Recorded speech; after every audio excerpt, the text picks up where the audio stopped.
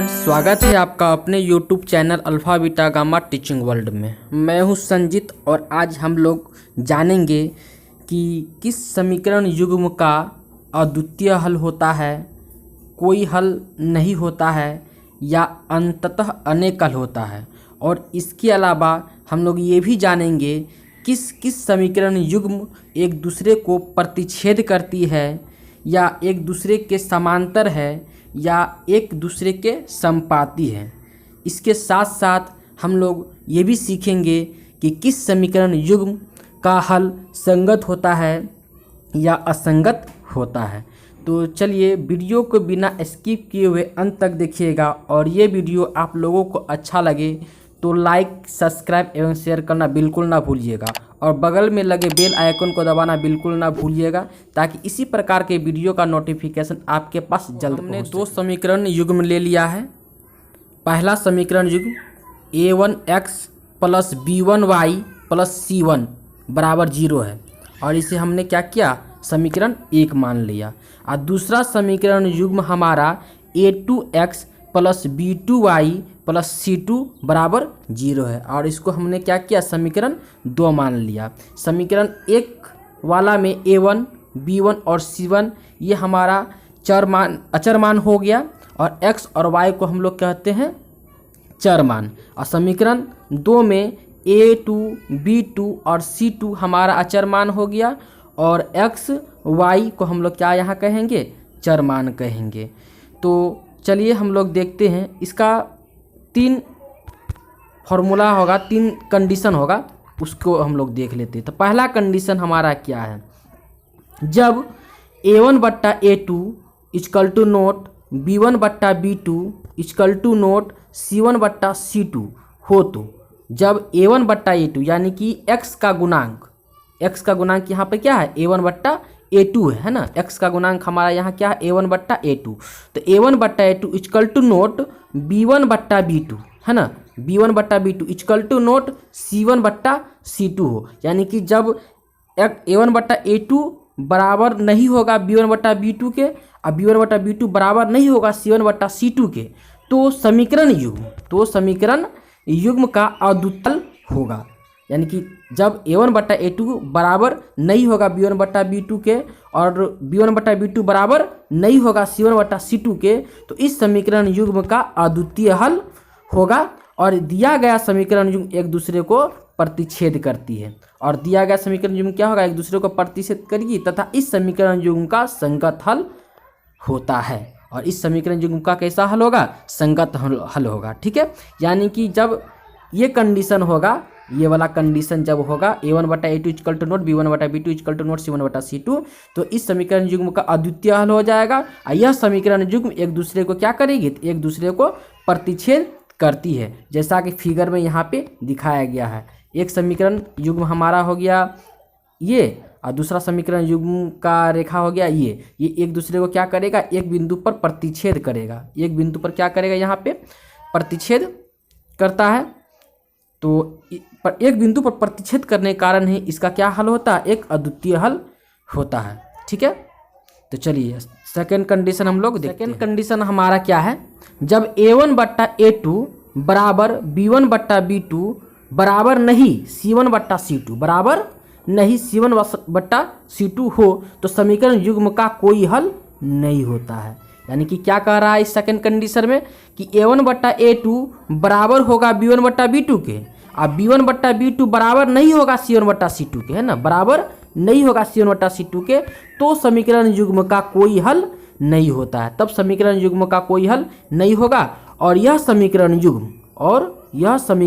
युग्म एक दूसरे के समांतर होता है। साथ ही इस समीकरण युग्म का असंगत हल होता है। ठीक है, साथ ही इस समीकरण युग्म का कैसा हल होता है, असंगत हल होता है। और यह समीकरण युग्म कैसा होगा, तो यह समीकरण एक दूसरे के समांतर होगा। ठीक है, तो इसका फिगर में यहाँ दिया हुआ है, समांतर हल अगर समीकरण युग्म का अगर समांतर हल होगा तो उसका आलेख कैसा बनेगा, इस तरह का आलेख बनेगा। एक रेखा दूसरी रेखा के ठीक समांतर गुजरेगा और कितना भी आगे क्यों ना इसको हम बढ़ाएं, ये एक दूसरे को किसी भी बिंदु पर प्रतिच्छेद नहीं करता, यानी कि ये एक दूसरे के संपर्क में नहीं आता, संगत नहीं आता। इसीलिए इसको हम लोग क्या कहते हैं, असंगत हल कहते हैं। ठीक है, ये एक दूसरे को किसी भी बिंदु पर नहीं काटता है, इसीलिए इसका कोई हल भी नहीं होता है और यह समांतर होता है। और यह कोई हल नहीं होने के कारण इसे हम लोग कौन सा हल कहते हैं, तो इसे हम लोग असंगत हल कहते हैं। चलिए अब हम लोग कंडीशन नंबर 3 को देख लेते हैं। कंडीशन नंबर 3 है क्या, इसका कंडीशन 3 है। 3 नंबर कंडीशन क्या कह रहा है कि जब A1/A2 बराबर होगा B1/B2 और बराबर होगा CN/C2, यानी कि इसमें तीनों बराबर होगा, यानी कि A1/A2 बराबर होगा B1/B2 के और B1/B2 बराबर होगा C1/C2 के, तो यह समीकरण युग्म का अंततः अनेक हल होगा। तब इस समीकरण युग्म का कैसा हल होगा, अंततः अनेक हल। अंततः अनेक हल का मतलब होता है कि 2, 4, 5, 8, 10 कितना भी हल हो सकता है, मतलब अनेक हल होगा, इसका कोई गिनती नहीं है, बहुत सारा हल हो सकता है। और यह समीकरण युग्म क्या करेगा, एक दूसरे के संपाती होगा। जब अंततः अनेक हल होगा तो यह समीकरण युग्म एक दूसरे के क्या होता है, संपाती होगा, जैसा कि ये फिगर में दर्शाया गया है ना। एक रेखा का समीकरण दूसरे रेखा के समीकरण को भिन्न भिन्न बिंदुओं पर क्या करता है, काटते हुए जाता है, भिन्न भिन्न बिंदुओं पर काटते हुए जाता है। इसीलिए इस समीकरण युग्म का क्या होता है, अनेक हल होता है। और ये समीकरण युग्म का अनेक हल होने के कारण इसे हम लोग क्या कहते हैं, संगत भी कहते हैं, क्योंकि एक हल हो या अनेक हल हो, हल एक हो या अनेक हल हो, तब उस कंडीशन में क्या होता है, संगत होता है। और जब कोई हल नहीं रहेगा तो उस समीकरण युग्म को हम लोग असंगत कहते हैं, क्योंकि उस समीकरण युग्म का एक भी हल नहीं होता, क्योंकि वो समीकरण युग्म एक दूसरे के समांतर रहता है, पैरेलल रहता है, इसलिए एक दूसरे के संपर्क में नहीं आता, एक दूसरे को किसी भी बिंदु पर प्रतिच्छेद नहीं करता है, इसलिए उस समीकरण युग्म का कोई हल नहीं होता और वह समीकरण युग्म असंगत होता है। ठीक है, और यहाँ तीसरा नंबर कंडीशन में इस अनेक हल है, इसलिए यह क्या होगा, संगत हल होगा। तो ये 3 कंडीशन था। अब इसी 3 कंडीशन के माध्यम से हम लोग भिन्न भिन्न सवालों को सॉल्व करेंगे और जानेंगे किस समीकरण युग्म का कौन सा हल है और कौन समीकरण युग्म संगत है या असंगत। तो चलिए हम लोग देखते हैं एक सवाल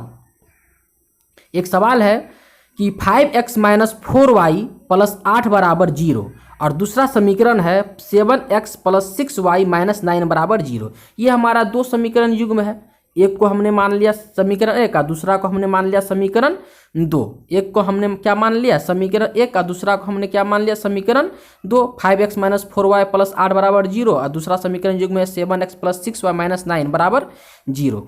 तो समीकरण 1 में a1 क्या हो गया, a1 हमारा 5 हो गया, a1 ये हुआ a1 है ना, a1 क्या हो गया, 5 हो गया। और b1 क्या हो गया, तो b1 हमारा 4 हो गया, -4, b1 -4। और c1 क्या हो गया, तो c1 हमारा 8 हो गया। और उसी प्रकार से हम देखेंगे कि दूसरा समीकरण में क्या होगा, a2 क्या होगा, 7 हो जाएगा और b2 क्या हो जाएगा, 6 हो जाएगा और c2 क्या होगा हमारा, -9 हो जाएगा। ठीक है, तो समीकरण दूसरा का क्या हो गया, a2 हो गया हमारा 7, b2 हो गया 6 और c2 हो गया -9, यहाँ पे लिख दिया हमने। तो a1/a2, तो a1/a2 का मान क्या हो गया, a1/a2 5/7 हो गया और b1/b2 क्या हो जाएगा, b1/b2 होगा -4/6 और c1/c2 क्या होगा 8/9 है ना, c1/c2 हो जाएगा 8/9। तो c1/c2 हो गया हमारा कितना, 8/9। तो हम क्या देखें, a1/a2 था 5/7, b1/b2 निकला -2/3 और c1/c2 निकला 8/9। तो ये तीनों में से कोई भी मान बराबर नहीं है, ना a1/a2 इक्वल टू नोट नहीं है b1/b2 के और b1/b2 equal to not c1/c2, यानी कि a1/a2 आया 5/7, b1/b2 आया -2/3 और c1/c2 आया 8/9, यानी कि ये तीनों आपस में बराबर नहीं है। तो लिख दिए हम लोग यहाँ पे, चूंकि a1/a2 equal to not b1/b2 equal to not c1/c2, ये तीनों आपस में बराबर नहीं है, तो कह सकते हैं इसीलिए समीकरण युग्म एक बिंदु पर क्या करता है, प्रतिच्छेद करती है।